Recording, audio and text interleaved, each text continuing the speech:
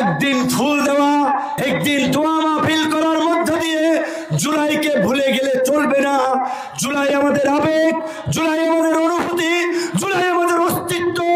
আগামীর বাংলাদেশের স্বাধীনতা সার্বভৌমত্বকে রক্ষা করার জন্য জুলাইকে আমাদের সামনে রাখতে হবে।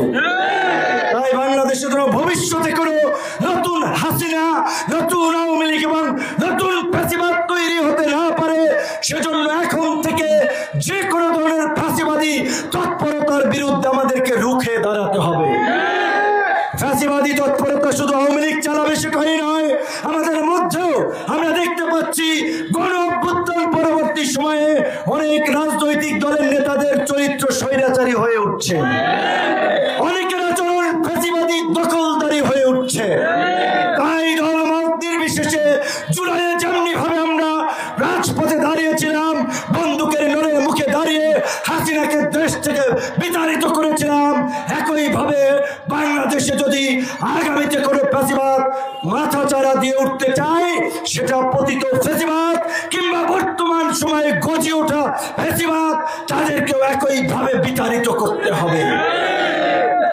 আমরা পরিষ্কারভাবে বলতে চাই, রাজনীতি অবৈধভাবে টাকা পয়সা কামানো, প্লট সরকারিভাবে প্লট নেওয়া, গাড়ি নেওয়া, নিজের ক্ষমতার অপব্যবহার করে মানুষকে জিম্মি করার নাম রাজনীতি না। রাজনীতি একটা জনসেবা। যারা জনগণের সেবা করবে, জনগণের কল্যাণে কাজ করবে, তারাই রাজনীতি করবে। আমরা পরিষ্কারভাবে বলতে চাই, গণ অধিকার পরিষদ মনে করে আগামীর নতুন বাংলাদেশ বিনির্মাণ করার জন্য আমাদের শিক্ষা ব্যবস্থাকে ঢেলে সাজাতে হবে, আমাদের স্বাস্থ্য ব্যবস্থাকে ঢেলে সাজাতে হবে।